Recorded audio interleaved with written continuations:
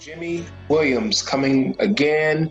It's now time for the real deal and no more fooling around here. It's time to get to the nitty gritty. Okay, guys, I kept telling you that I was going to put together this video course for you. And you have no idea how excited I am. I am really blessed and honored to serve you, first off. Secondly, it's a privilege. I call it a privilege, pardon me, got tongue-tied there.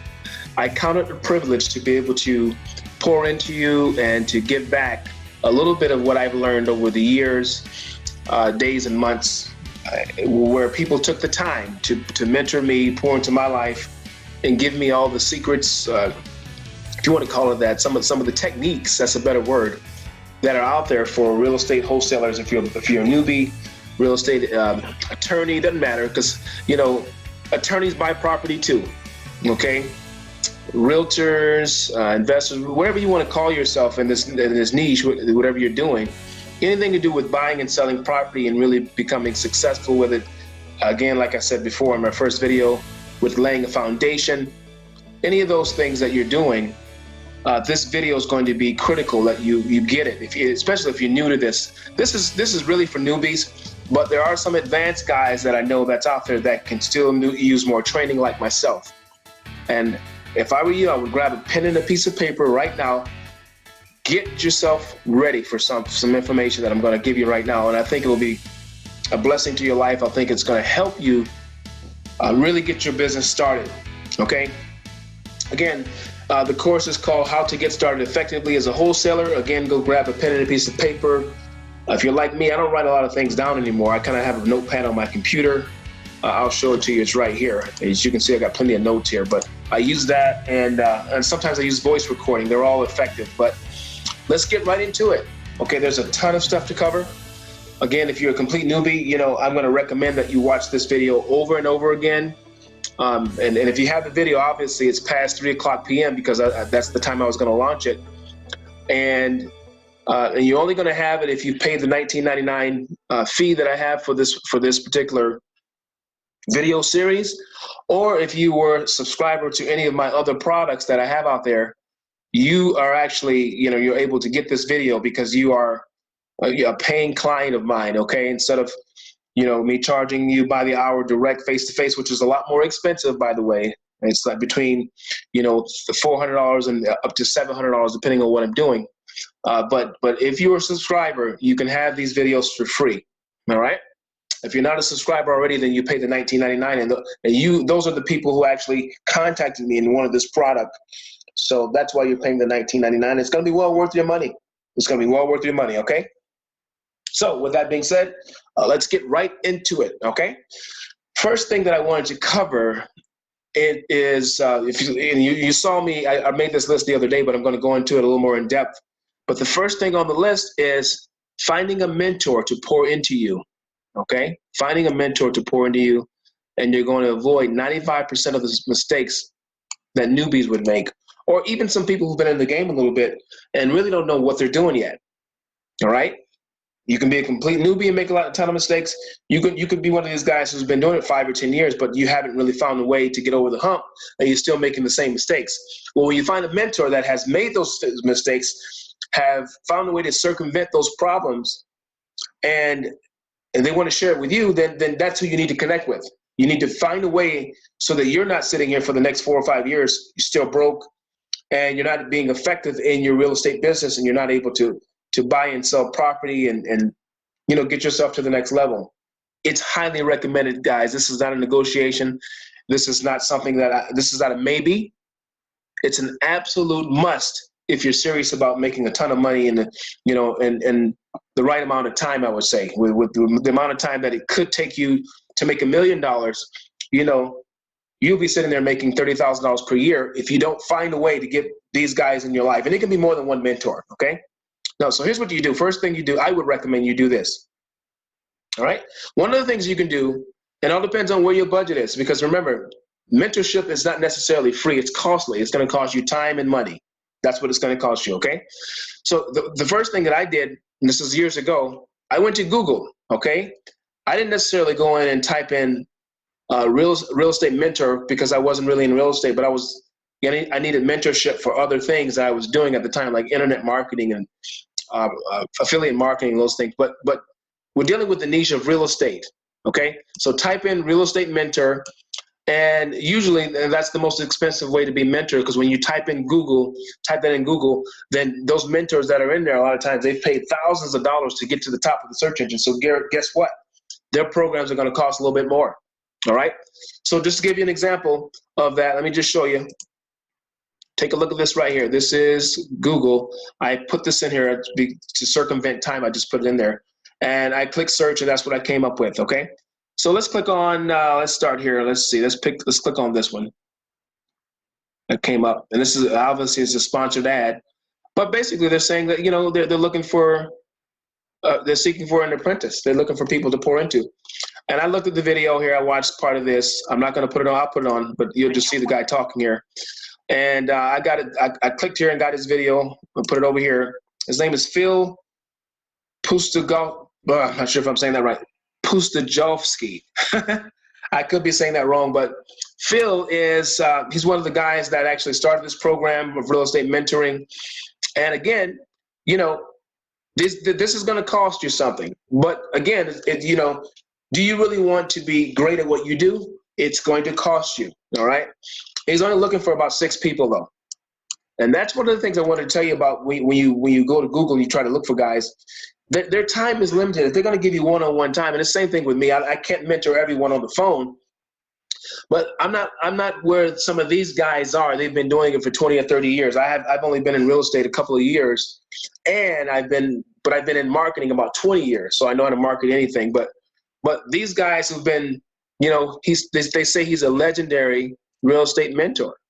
And I notice I say that's what they say because, I've heard about him, but I don't follow him like that. But, when you call him and you speak to him, you see what the work he's done, the way that he's legendary, he's going to probably tell you some of the things that he's done and the people he's worked with and the money he's made, and can show you some evidence. And I highly recommend if a mentor cannot show you, what they've done for other people or other businesses they've done and the connections they've made, then you probably don't want to get mentorship from them. All right. So again, this is one of the things you can do here. Okay. Let me go back to Google here. That's something else. I didn't want to show you that right now.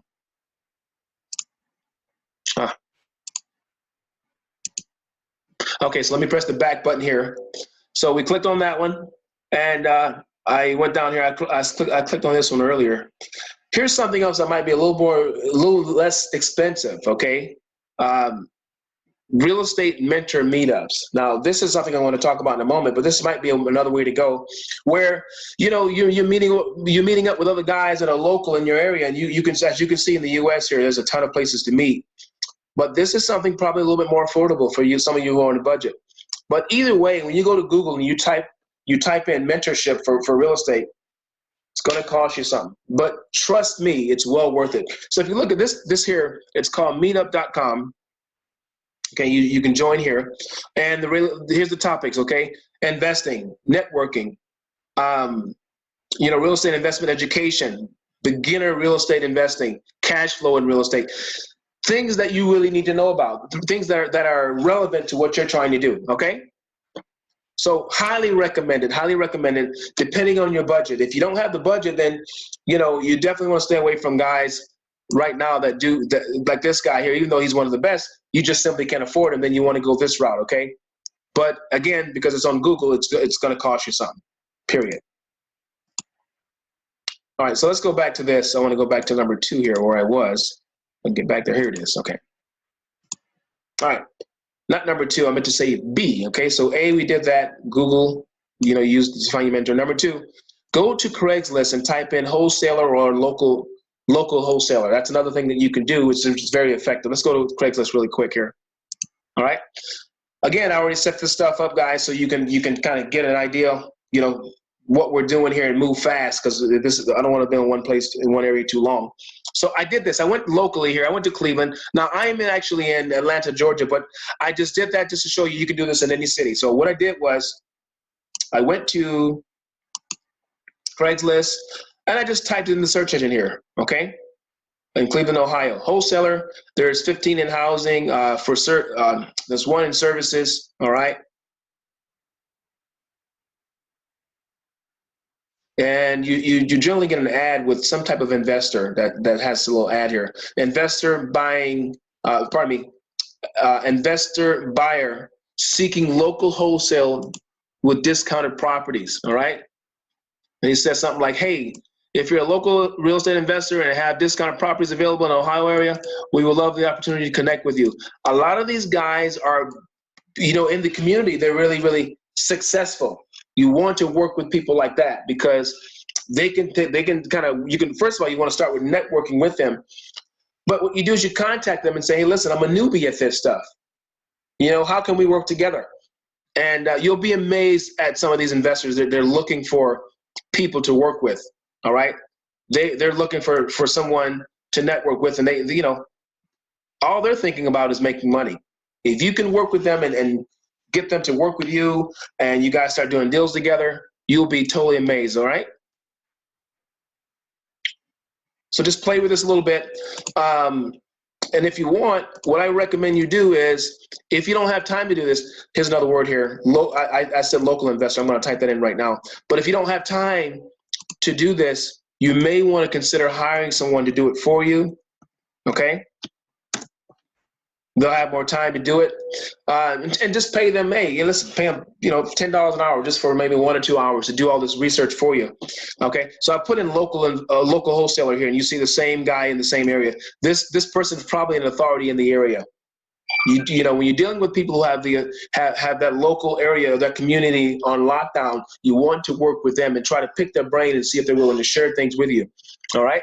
I've heard of several investors that are able to do this. They contacted a local investor, and they just said, hey, listen, I need help. Show me what to do and how to do this. And they pretty much work together. They have a community of other wholesalers they work with.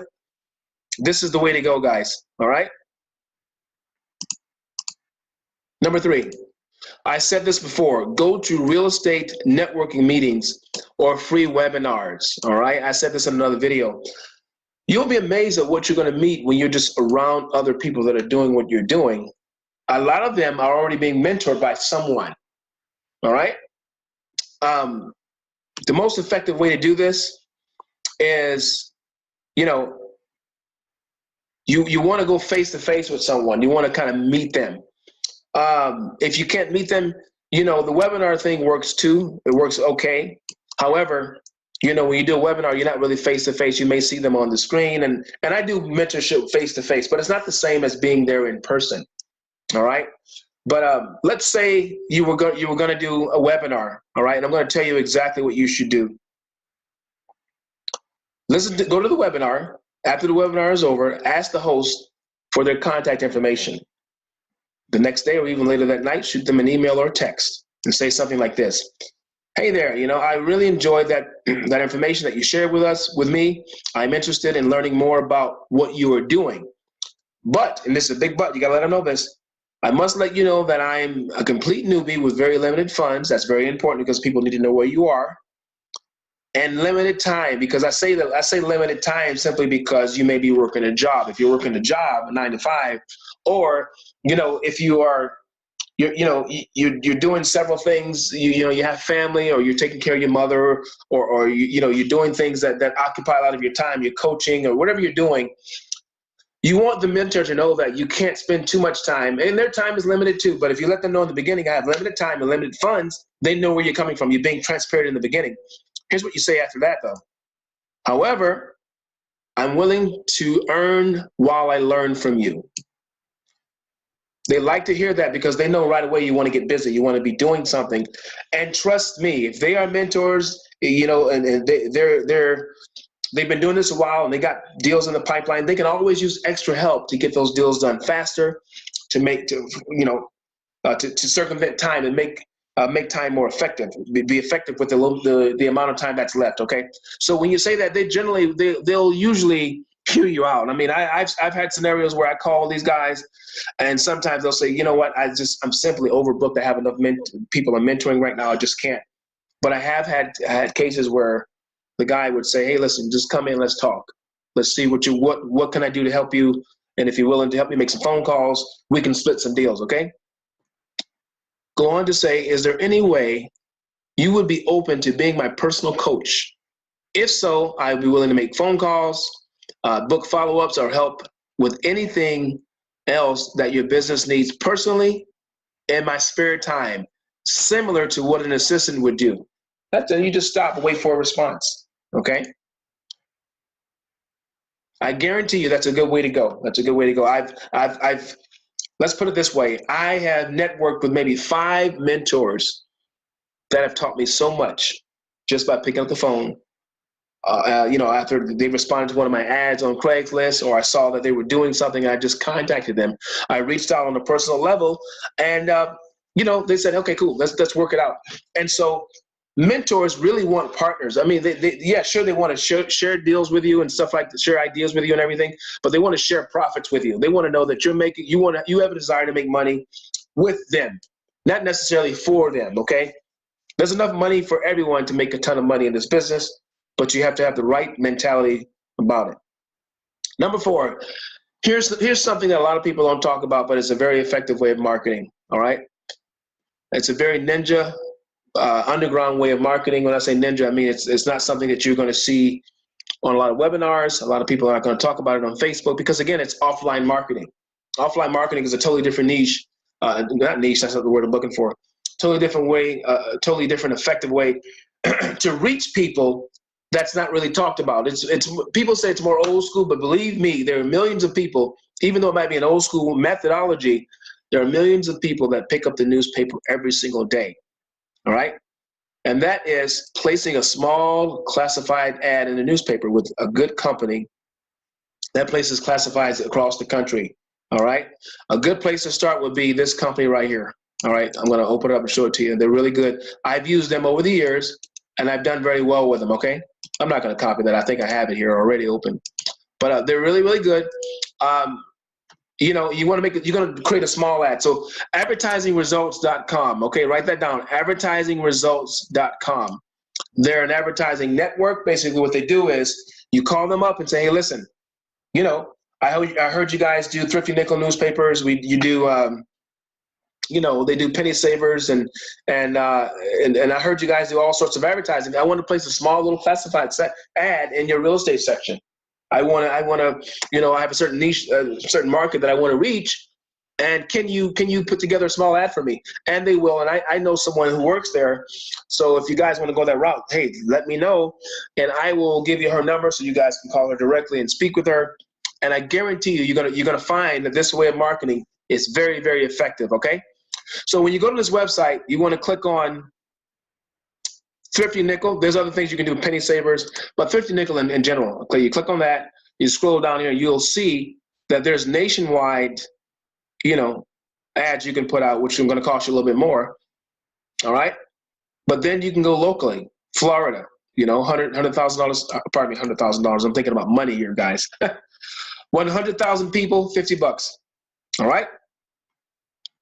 You go down here, and it's you can spend $17. Look at this, $17 to get the Florida Marriott, Melbourne, Titusville, Florida area. They're saying it's a circulation of 20,000 people, but folks, I used to live in this county. This county has about 500,000 people in it, so you don't know who's going to pick up that paper. So for $17, you can put a small ad in the newspaper. All right, and this is a good way and a very ninja strategy to find someone who's willing to mentor you. But look at here's the content. This is what you're going to put.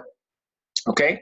And I recommend keeping the ad under 20 words. Anything over 20 words, you start paying extra fees. Okay. So for $17, you say something like this: real estate mentor wanted, or you can say needed. Complete wholesaler newbie looking for guidance, will work for free. My phone number there. This is my number. You know that. Some of you can't afford to work for free because you don't have, because you have a family, whatever the reason is, your spare time, you need to work a second job or something like that. But for those of you who are willing to, have this guy or this woman, because there's men and women that do this. There's not just men mentors. I don't know where that idea came from. Women are doing, great things in this business. So if it's a woman mentor, man mentor, doesn't matter. We don't, that's not important. But what's important is what they're able to provide and pour into you. If you have the time and you can come in their office and get counsel from them, answer a few phone calls for them, do some things. I think I spelled that wrong. Is that right? That's better. Okay, guidance. And you're willing to work and do this pro bono stuff for them, then they're going to pro bono stuff for you. They're going to help you get yourself established as a real estate authority in the community, as a wholesaler. All right. And so when they answer, you just say, hey, listen, here I am. I just started doing this. Can you help me with this? And I'm willing to offer my time, my spare time. I can do some things for you. I can, follow with some of your deals you have in the pipeline. I can go and again, you want to be able to give something back to them to know that it's worth their time if you don't have the money. If you have money, that's a different story. You can change this ad and say something like, I have a $300 budget or $100 budget per month for someone to mentor me. But make sure the ad is 20 words or less. But this is a good way to start here. All right. You saw that I put my my email address here too. So we have 1, 2, 3, 4, 5, 6, 7, 8, 9, 10, 11, 12, 13, 14, 15. This counts as one word, 15, 16. So this is 16 words really. Okay, it's under 20. Here's the second one I would recommend. Wholesaling expert needed. Okay. Stars on the side because you're trying to attract a certain person here. Okay, someone who is an authority, who knows what the heck they're doing, who can give you what you don't have. Again, mentors give you what you don't have, right? Need someone who can show me the ins and outs of the business. And put your phone number, email address. Here's the things. Here's what you don't want to do. All right. So now that we talk about that, this is what you do. This is the right thing to do here. Here's what you don't want to do when you're looking for a mentor. Don't go to platforms or websites like connectedinvestors.com or myhousedeals.com. All right. Now, I'm going to pull them up really quick and let you see them. These websites are good just for networking if you're buying, I would say buying and selling property. Okay. I'm not knocking these websites, but these guys on these sites are pretty much trying to find a deal or trying to make a deal. And that's what you're there for. All right. Every now and then you might be able to find someone who can help pour something into you and help you, but they're not trying to really do that. That platform is for making money, and they're not focusing on mentoring other people. Okay.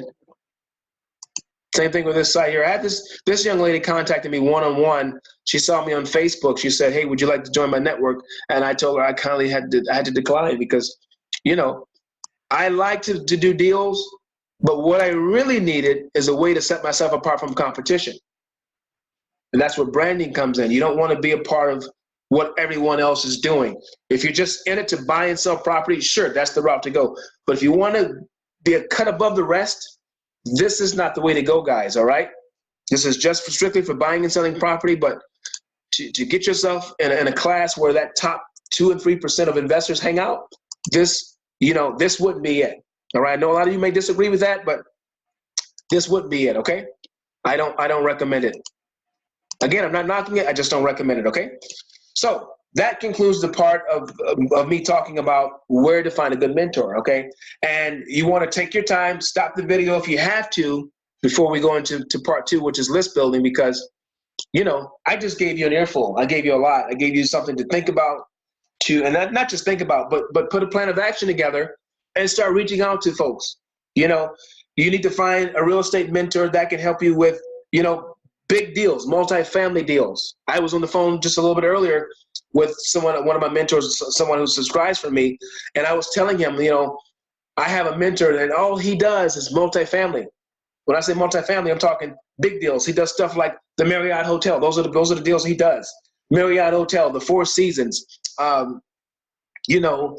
huge deals that are $1 million, $10 million, $20 million, $30 million, up to $100 million, and he's done 100, not 100, pardon me. He's done 100 over the last year, 250 over the last 5 years that he's closed. And his biggest deal yet was about, $100 million deal. He made a $1.5 million commission on it. So when you find one guy that does that, let that guy teach you and show you the ropes of what to do. There's some things that you do and some things you don't do. There's certain ways to write up the contracts, the non-circumvent agreements, those kind of things. That's going to help you, so you don't get sued and so you get paid properly. And you're going to get all that through a mentor. Let me say that again. All the things you're going to need that's going to complete you in a particular part of real estate, such as multifamily. That's one particular niche that's within the market.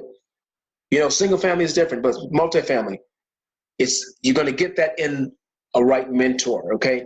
You can go out and do it yourself, but it can take you 5 years before you start really understanding how to master that industry. But you find a guy, this guy right here is gonna circumvent you tons of time and heartache and disappointment. All right. And I have one of those guys on my team that I work with. He's my personal mentor as well, and he is fantastic. All right. Same thing with single family, same thing with guys who, people who love to buy and hold property and have their own contractors, and they'll put it under contract. You assign it to them, and they take the property over, they fix it up, they turn around, put it back on the market, make 50 grand. There are guys that do that, and the strategies I just shared with you, that's how you're going to find them. Okay. That being said, let's get the ball rolling with part 2. All right. Part 2. All right. So the most important thing that I said is going to be finding a mentor, but I would say the second most important thing about this with real estate is building your list. Okay. It is a true statement. Your fortune is in your list. Okay. You're only going to be as rich, abundant, and successful as the buyer's list that you've created, that you've built over time. There's money in your list. If you're selling an ebook, any kind of weight loss product, any kind of supplement product, it's the principle's the same. Buying and selling property, you need buyers.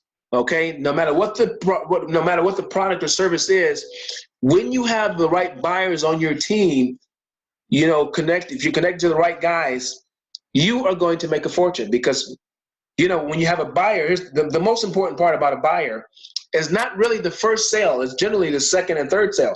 So if a buyer comes to you and you have all these properties, you have all these sellers reps and all that, they're sending you all this stuff, and you get one buyer and they buy one product, I keep saying product here, but I'm making this applicable for any kind of product you're selling. But with real estate, they buy one big property from you. Let's go back to my mentor who did a deal with the Marriott for $100 million. He made $1.5 million on that deal, but do you know that person kept coming back to him for a second and third sale? They wanted to buy more stuff from him, more inventory. And that's how he made his fortune. Okay? He literally did it with one buyer. Okay? So he made $1.5 million on one deal from Marriott, right? Came back and did another deal, worth $30 million, and did another one for like $5 or $10 million. And he's a millionaire from one buyer. So list building is critical. All right.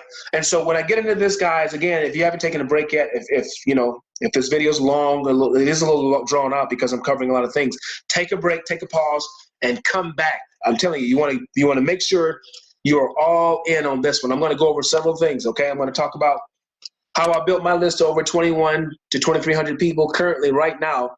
And I have different lists, but combined, they're combined to be over 2,300 people. And I did most of it, with social media, but there's more ways to do it. All right. So, okay, let's get right into it. All right. Now, one of the first ways I would do this, especially for a complete newbie, because most newbies that are in this industry, most of them, you're working a 9 to 5, most of you, or you're doing something else. You're transitioning from one business to another. You don't have a lot of money to go out there and invest in, to build your list through other methods, like when you build a landing page, you get that landing page and you drive traffic to it, but you pretty much pay for the traffic. You can do free traffic, but paid traffic is how you scale it very quickly. All right. There's a little rule in the internet world that I'm going to talk about in my 20 years in marketing. It's called being able to scale your business. Okay. And the true way to know if you have a really good way to really build your list quickly, it has to be scalable, fast, and consistent. Okay. If you can scale it, and if it's fast and consistent, then it's a marketing strategy you want to implement. All right. And it can become costly sometimes, but those three things, it has to be scalable, fast, consistent to make your business really explode. Okay. So one of the best ways to do that is social media. All right. This is the most inexpensive way to do this, to build your list quickly. I use Facebook mostly, but YouTube and Instagram are good too. All right. So let me just show you what I did to make to build my list up to how I built it up, and you can see what I did here. Okay. So I built my list over 2,300 people, and here's how I did it. All right. I found a way to, first of all, what I was offering to my clients or to the wholesalers was something everybody was looking for. And I found a way through my mentors, again, to get to this level where I'm at, guys, now to build my list. I got a hold of the right mentor who provided me with inventory that everybody wanted and needed. All right. So, with this mentor, he helped me get property, national property in all 50 states, REOs, bank-owned properties, and a few other things I was able to get. Okay, but I was able to get something that the masses needed. So they didn't mind giving me their email address, giving me permission to send them stuff. So basically, to really build your list, you have to get permission from them. And if they go, you put a post out there and they look at the post and it's what they want, and they give you their email address, that's permission to send them emails. That's relative to what they're asking for, right? So I used the power of one post and I got over 830 comments, which to me, that netted me about 500 emails from one post, okay?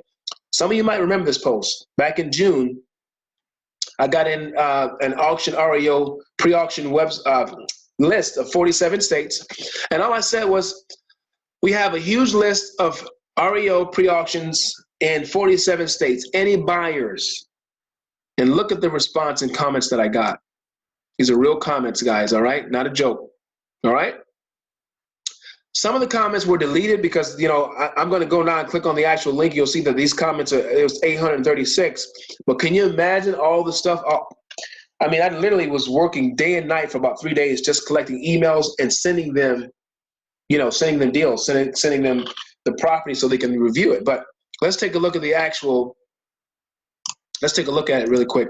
I'm going to click on, here's the link right here. And so Facebook went in and they deleted a lot of the links, but so now it's down to 380 comments here. But you can see this person here, please send here. And what I do is I would have to go in and reply. And that's what you have to do with everyone that you have on your list. One of the things you do when you're building a list, you have to make the relationship personal as possible.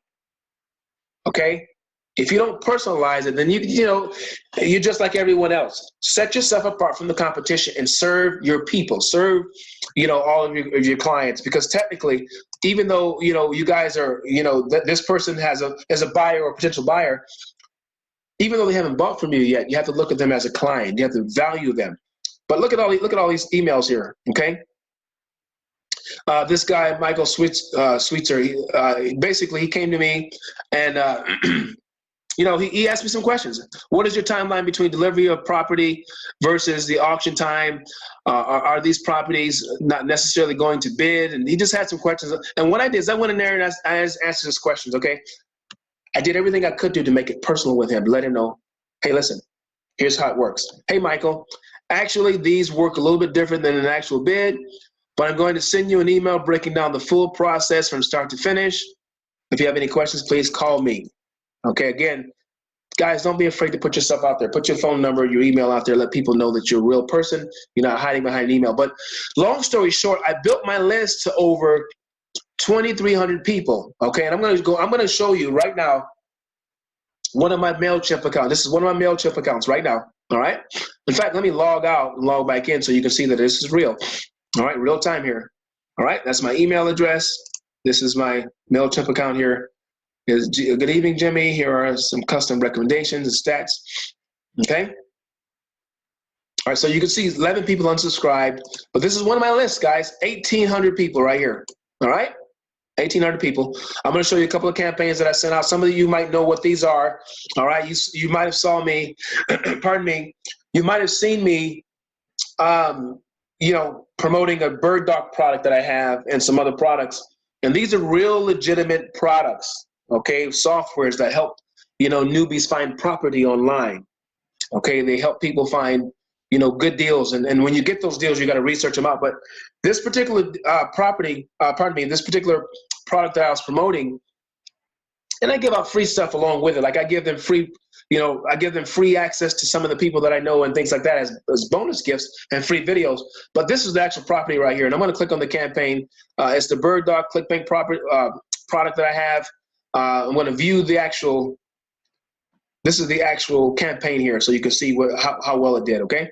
So another thing, whenever you go out and you decide, you have to make a decision to invest in yourself. You get on a platform, an email platform. You want to make sure that you can control the cost. Okay, one of the best things to do is use a company called MailChimp. That's what I use here. MailChimp will allow you to send out 2,000. Was it 2,000? You can build your list up to 2,000 people and send out 12,000 emails per month. So and you can have as many accounts as you want. I have currently right now about 4 MailChimp accounts, and they all have subscribers in them. So to control your cost, go to MailChimp.com, okay? MailChimp.com, and you need to sign up for an account. But when you do that, you can start sending out emails. But here's one of my accounts here, all right?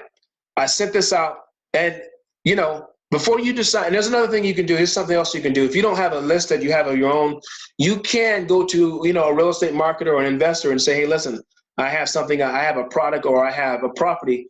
Please send it out to your list. You need to, before you do that, find out if they have a 10% open rate or higher. If it's below 8%, I recommend you do not do a joint venture with them, because the majority of the list, the people are not going to open it, and the quality is not going to be there, guys. 10%, 8 to 10% is average. 10% is better. So do not invest your money with these guys if they say, listen, send me your property, or send me what you got, and I'll blast it to my list, and I'm going to charge you, $300 to do that. Don't do that, okay? Here's the results I've gotten so far. All right. So one of my campaigns, this is the one I did a couple days ago. It has a 9.6 open rate. Okay. All right. 173 people open it up, 14 clicks, 6 bounce, 4 unsubscribe. All right. Here are the raw numbers here. See that? All right. You can find out what they clicked on, what they looked at and researched. All right. For protection, I'm not going to show their emails because that's privacy. But you can see that this really, really works. All right. And I can tell you, whenever you got people that click on your product, they're going directly to it. They're viewing it. They're considering acting on it, calling you, networking with you. All right. So this is actually a really good number here. All right. Let's go back and look at the other campaign. This is the one I saw the other day. Let's look at the report with this one. This one was a little bit lower, 8.8% open rate. 159 people opened it, 235 total opens, 18 clicks, 32 bounces, 9 people unsubscribed. 11%, you see that? 11% of the people that actually opened it clicked on it. These are the kind of results you want, okay, when you're building a list. When you get your list over 1,000 people, I would say, your job gets a lot easier because you got people that actually trust what you're doing. They trust you now. They believe in what you're doing. They're watching you. They want to see what you're giving them. Buyers and clients that subscribe to what you're doing, they get hungry to see what you're doing. So if you're providing them with good properties that have they're good wholesale deals, you're going to have people running you down. And so the power of an email blast is I can reach 2,000 people in about 15 minutes. I mean, how many phone calls can you make in a day? You can't make 2,000 phone calls in a day, but you can click a button and reach that many people. 1,800 people in 10 minutes. I did that. That's easy. And I have several of these accounts, okay? So that's the power of emailing. I did this with free advertising, which was on Facebook, all right? You take notes, guys, of how the words that I used here, all bold letters, stars, very simple to the point. We have a huge list of REO pre-auction properties in 47 states. That's all I said. And the hard part is serving the people that go on there. You got to take your time and go in there and just talk to these people, okay? All right? Because, that's what's keeping your business going. People, relationships. This is relationship marketing, okay? I think I've harped enough on that. So let's get back to this. All right, so that's how I built my list, most of it. The other thing you can do is you can drive traffic paid. Okay, we talked about free advertising, so paid advertising, okay?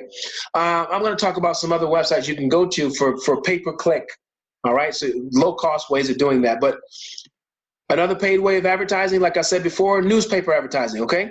Here's one ad I put together for you. Looking for cash buyers. We have inventory that's 20 to 40% under market value, limited time only. This indicates that you have property that they are interested in. When you say cash buyers, wholesalers or, some type of, the investors that are in that world that understand that language are going to say, hey, this guy has property that I can flip, or he can assign it to me, or I can fix it up and I can, I can make some money on it. General scenario, you have property, one of your properties is worth $100,000, but you're selling it between $60,000 and $80,000. That's what's going on in their head. He has $100,000, an ARV property with an ARV of $100,000. He's going to get rid of it for 60 to 70 or 80,000. My potential profit is anywhere from 20 to 40 grand on that property. If I play my cards right, let me give him a call. Okay, pardon me. When you do that, you simply drive them to a landing page. Okay, all right. Build a landing page. You drive the traffic to the landing page. All right. Let me show you an example of a landing page. I'm going to use my wife and I as an example. All right. Here's her site here. It's called yourdesign.com. Guys, if you need a website, if you need logos and stuff like that, she does all that. And if you need someone to help you with, driving traffic to the site, I do that. That's what I do. Okay. She builds the sites. I drive traffic. I have methods of doing that. But you want to have a landing page or a pop-up like this that pops up and asks for someone's email address. Okay. I'm going to put mine in here just so you see how it works. Okay. And this is how you build your list. Okay. This is what you do. You put that in there, and so when you put that in the newspaper, you put the ad in the newspaper, right? Let's go back here. What I didn't do here, I should have put it in here. I'm going to do it right now. Limited time only. You don't have to put your phone number. Just put the website. Just put, I'm going to put my wife's here, yourdesign.com, right? That's what you do. You can say, go here, right?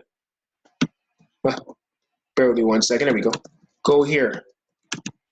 They go there and they subscribe, right?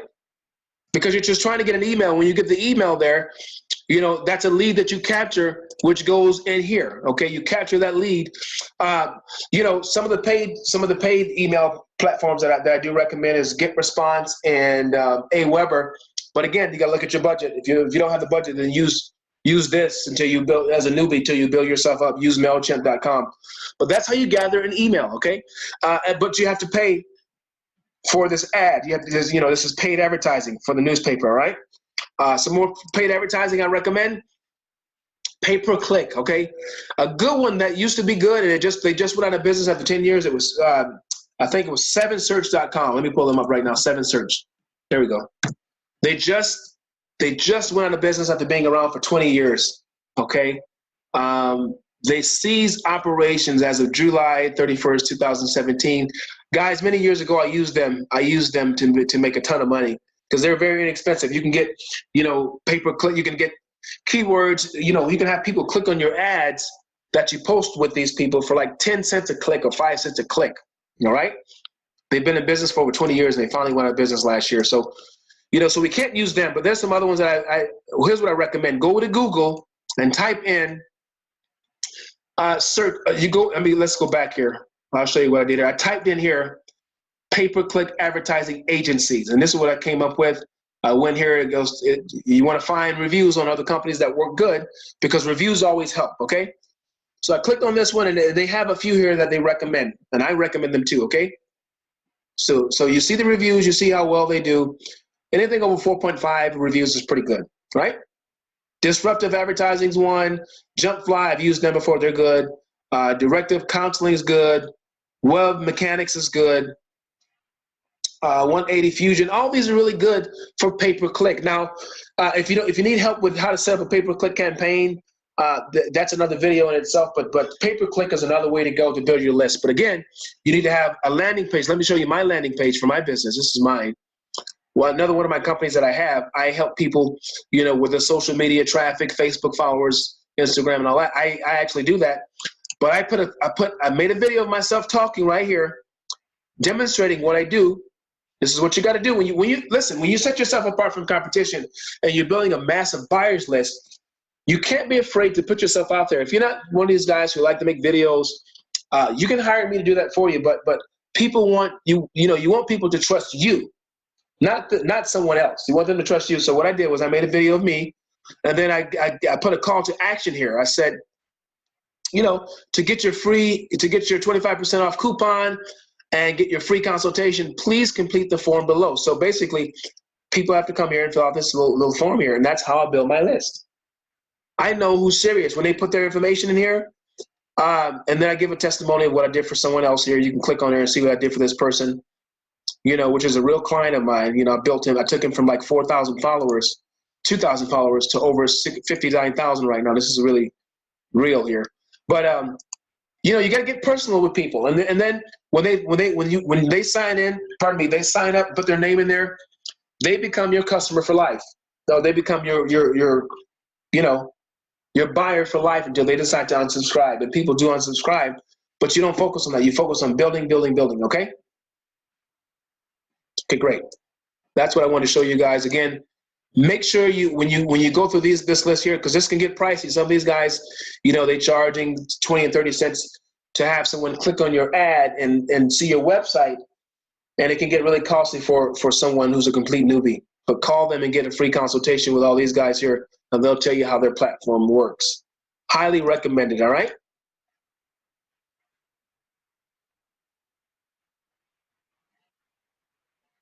All right. Now, this is the last part, and I think it's a very, very important part of this video series. If you master this part, you're going to be, you're going to make a lot of money in the business. All right, you're going to make a lot of money in the business. And it's called implementation of the vetting process. All right, implementation of the vetting process. Make sure you implement the vetting process or hire someone to do it for you. Okay, implementing the vetting process or hire someone to do it for you. Now, before I get into this, a lot of you guys, if you're a complete newbie, you might say, what the heck is vetting? Vetting literally means to get to the source, okay? If you're a wholesaler, your biggest problem or issue you're gonna have is finding who's the real buyer and finding who's the real seller, okay? If you're gonna make a ton of money in this business, you're going to want to make sure that you know who's who in the industry, or you can spin your wheels and get caught up in daisy chains. I'm sure you guys have heard that word. Let me write it down so you know,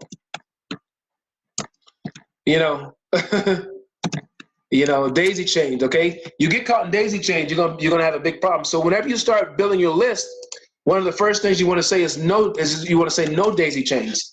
Absolutely no daisy chains. When you set up, properties to your potential buyers, and they're not 100% honest with you, they're actually a buyer's rep or someone else, the first thing you say is no daisy chains. So back to the word vetting, getting to the source of a matter, getting to find out who's who, all right? If you don't do this, you are not going to make money. You're going to be, again, I keep stressing that part, and you're going to be very frustrated at the end of the day.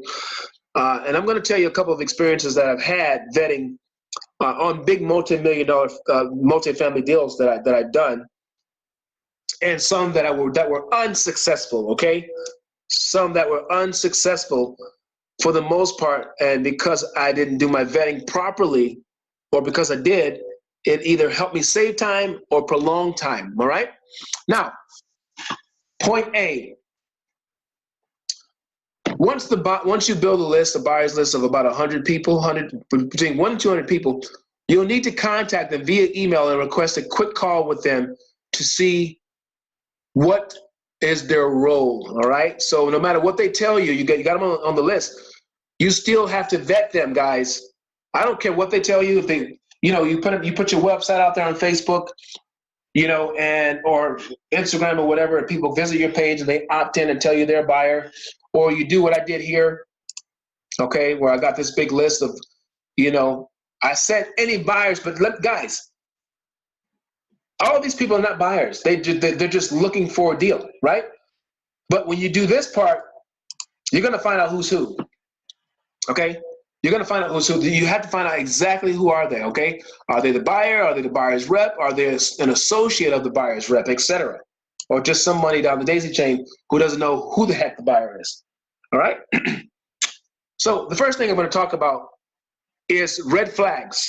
Red flags on the buyer side of the deal. Because the biggest problem I've had, and I'm pretty sure most of you've had, is finding out who's the person who could make the decisions to buy.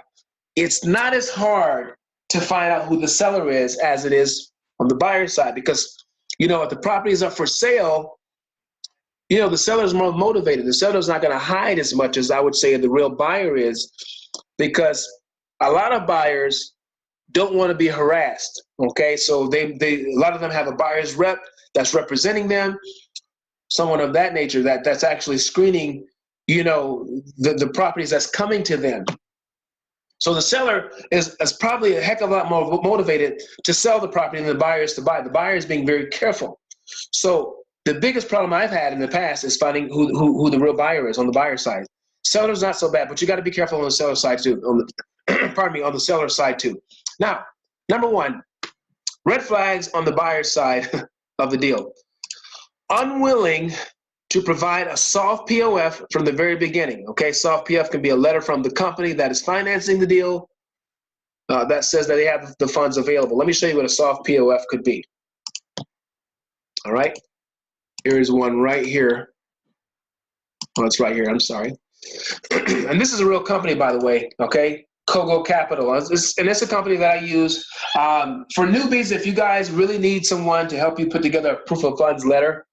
And this is an actual proof of funds letter I put together a few weeks ago for my partner and I, who were looking at a property in Orlando, the suburb of Orlando called Maitland, and they wanted a soft POF, okay, which is a letter from the private money company, the host, the hard money company that says, hey Jimmie, we'll give you the money. So this is what it looks like. It's fairly easy to get. I mean, anyone can get these. So in the beginning, you don't really need a hard POF from your buyer in the beginning. But if they're unwilling to give this in the beginning, you better believe that you're dealing with some type of daisy chain. Or you're dealing with somebody, pardon me, who don't want to get themselves, they don't want to do anything that they would say, oh, this is illegal. I can't get you a proof of funds until I know for sure if I want to buy the property. They start making all those excuses for not being able to get you what you're asking for. So again, Kogo Capital, you can Google them. They're pretty good. And you have to pay for this. I mean, basically you can call them. That's how I deal with guys who provide proof of funds letters. You want to be able to talk to someone. You can actually call this company. That's their name. This is the guy's name here. He's not the guy that picks up the phone, but one of his assistants does. And they're a real company. So when you get this letter and you present this to the seller, it's real. You can use it. They can call and verify.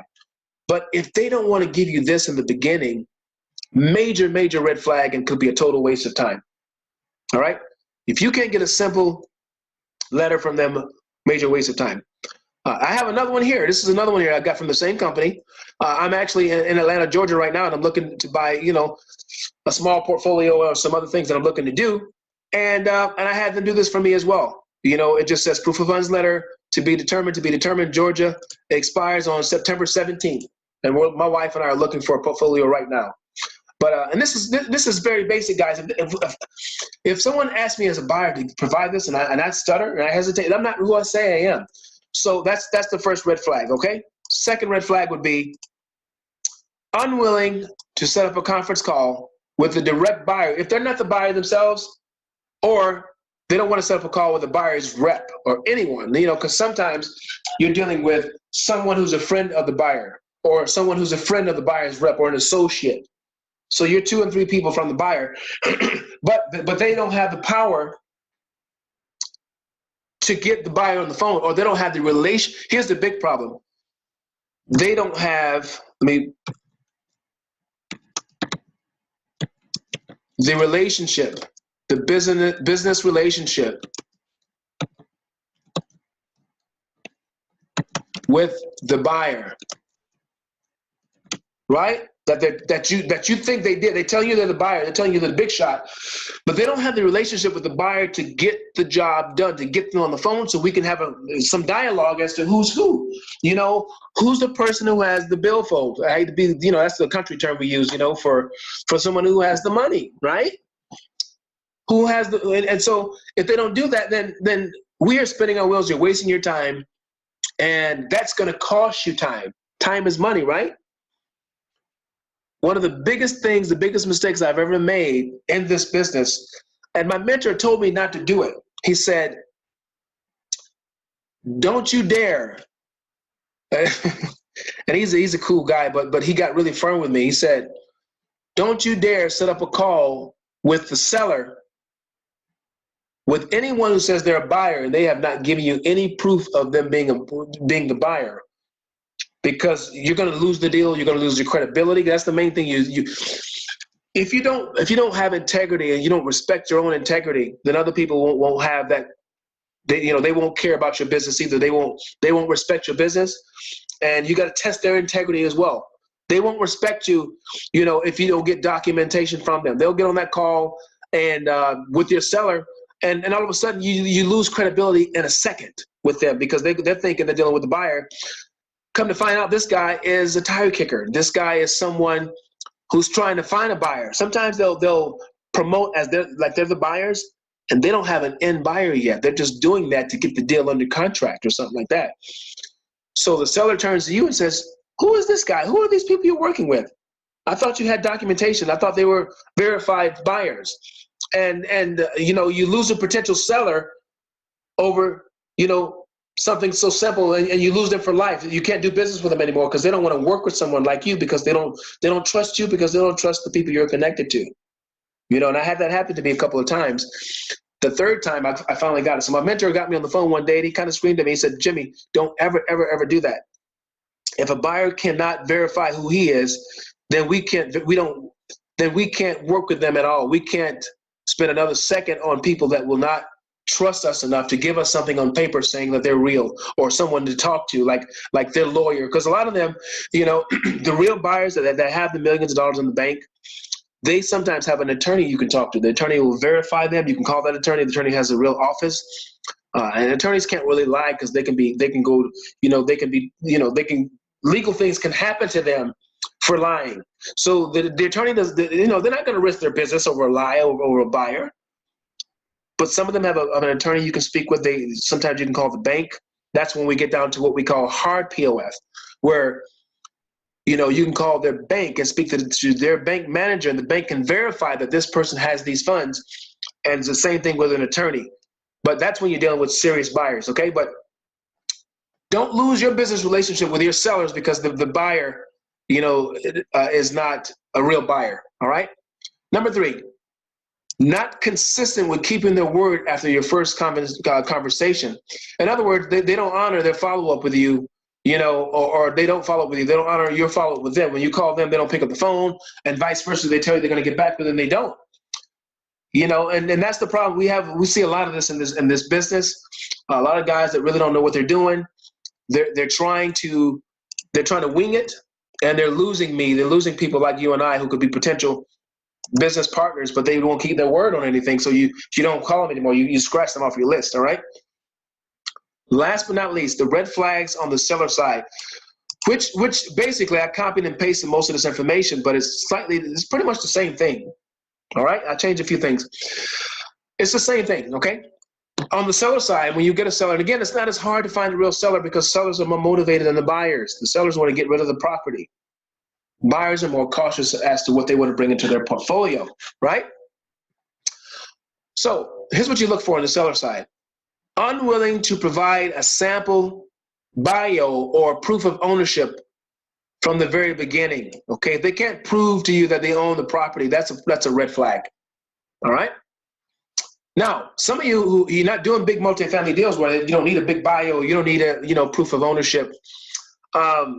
If it's just an investor you're working with or a wholesaler, they should be able to provide you with a contract or an assignable contract that they have it in their possession that they can assign to someone else.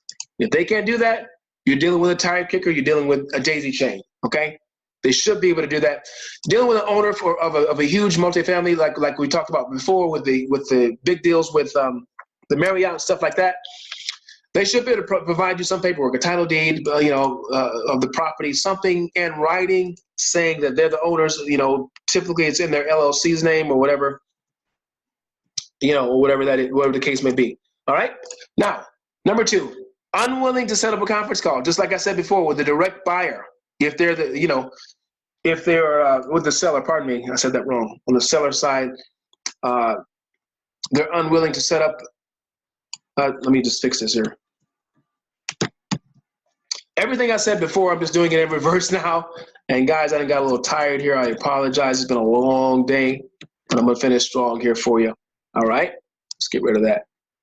So if these guys you get on the phone are not the direct sellers, you say to them, I want to talk to the seller. Okay, I need to talk to the seller directly. And if they're unwilling to set up that conference call, it's a daisy chain or someone who's pretty much ignorant to what they're doing. I'm not saying they're stupid. Ignorant simply means they don't know what they're doing. They're winging it. That's a red flag. That's a red flag. And the thing is, you don't want to circumvent anyone in this business. You want to build strong business relationships by building trust. So a lot of times, the ones that are real serious will say, listen, let's sign an NDA agreement before I get them on the phone. And that's perfectly fine. If they want to sign a non-disclosure, non-circumvent agreement, or better known, some people say NDA, non-disclosure agreement, so that you can promise them and vice versa that there's not going to be any running around each other. You're not going to run around him and go directly to the seller. Then you sign that contract, read the details, and make sure it's structured properly where it's in your favor, okay? That's how you know they're serious. But if they don't do that, you're wasting your time. Last but not least, they're not consistent with keeping their word after your first conversation. That initial conversation is critical. They don't honor your follow-up. In other words, they don't pick up the phone, and they don't follow up with you, okay? You want to make sure that you're dealing with people who are transparent, trustworthy, and they have integrity and character. Now, everyone in this business are not going to be that way. Can we still do business with them? I prefer not to deal with people that don't have integrity and character, but sometimes I deal with them as long as they keep their word in the situation, in the matter. Like if I ask them to do a conference call, they do it.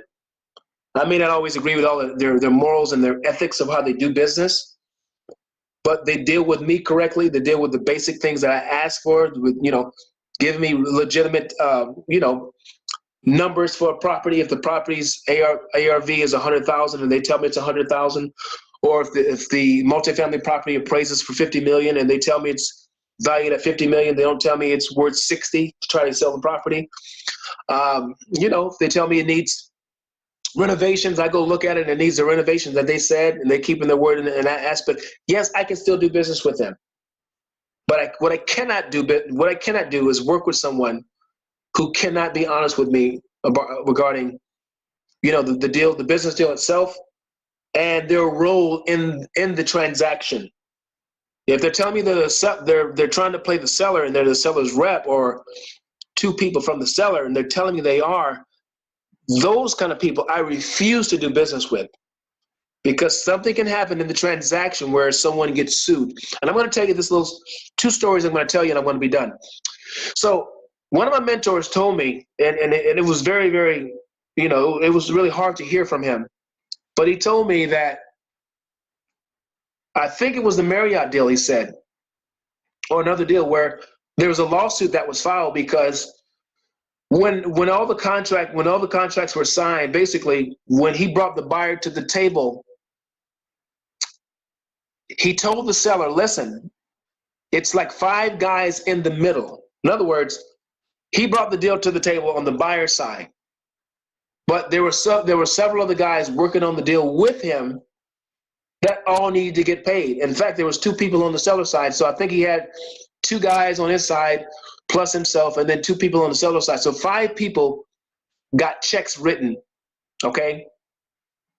And when he got his portion of the commission, he paid someone else. And I think someone else got paid on the deal. But for some reason, that person who got paid never signed the contract to get paid. So he paid them out of his profits. And the company, I think it was the seller, that filed a lawsuit.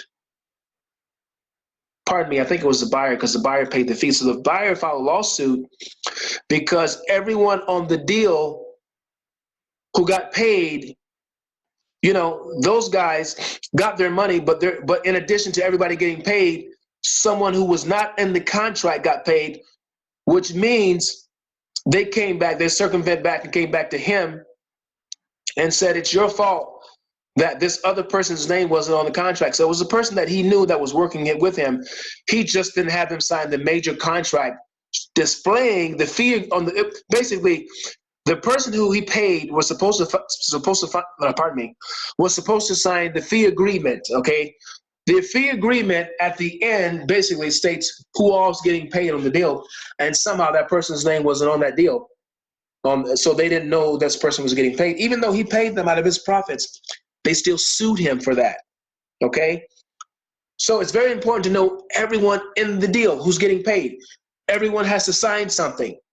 And if they don't, you know, the deal can go bad really, really quickly. And I felt bad for him because he was just trying to help somebody that was on his team that actually, you know, helped out, but their name wasn't visible on the contract that the buyer and seller saw. And so it caused a problem after the fact. That's one thing that happened, okay? Let me tell you what happened with another deal that I had going in Dallas, Texas. It was valued at $84 million, I think. $84 million, okay? And so I had the 3 people working on the deal for me. I brought the property. One of my associates brought the buyer, okay? I had the property.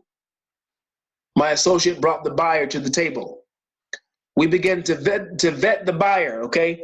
Come to find out, the buyer had a representative that he wanted us to talk to. We couldn't talk to the buyer directly, so we did business with we did business with the buyer's rep. So we get ready they put in the offer for the property. They come back to us again, and because we didn't have them sign the non-circumvent, again, it goes back to documentation and vetting, they got directly, somehow they found a way to get directly to the seller, okay? They began to tell my partner that, you know what, we don't need you guys anymore. We're gonna go directly to the seller. Why would we pay you guys 2 points on a on an $85 million deal? We don't need to do that. And so because we didn't have, the non-circumvent agreement in place, and we didn't have our fee agreement in place before we started talking, giving out too much information, again, it goes back to the vetting process, and then signing documents, they cut us out of that deal. They went directly to the source themselves. We lost out on 2 points, 2 to 3 points on $85 million, guys, okay? This happened to me about 6 months ago. It was devastating because, it could have been avoided had I known what I'm telling you guys now. And my mentor was trying to tell me, but the problem is I thought I knew it all and I wouldn't listen to him and I lost the deal. And then my mentor was upset too because, he was the one that found me the deal and passed it along to me. And I he sent me the deal and I sent it out to, my team, and my team went out. One of the women on my team found the deal and she was very disappointed that we didn't get that deal done. All right. So I lost an $85 million deal. I'm writing that just so you can see. Okay? Just so you know that, this is real and you don't want to make these same mistakes, okay? And I lost the deal based on ignorance, really. I didn't listen, and I didn't know the importance of getting all the paperwork and documents signed before I began my vetting. I started the vetting process, but I didn't vet properly. Okay, and I should have told her that because I had her working the deal. I kind of left it to her, and we lost that amount of money. So this concludes the first part of a 2-part series. Okay, I was going to do 3 videos, but obviously it took me about an hour to give you just three bullet points. So the second video is probably, hopefully it'll be less than an hour, but I hope you learned something. I hope you got this. This is a lot of information for a short amount of time. And if you'll study what you just heard, go over it over and over again. Take the time to take notes and take action. Put together a plan of action. You're going to see your business begin to explode. I'm here for you, okay? I'm here to show you and share with you all the things that I screwed up with, and give it to you for free as long as you're my student. Take it and run with it, all right? Take action tonight. If it's in the daytime you're watching this, take action today, and I'll see you on the next video, all right? Take care. Bye-bye.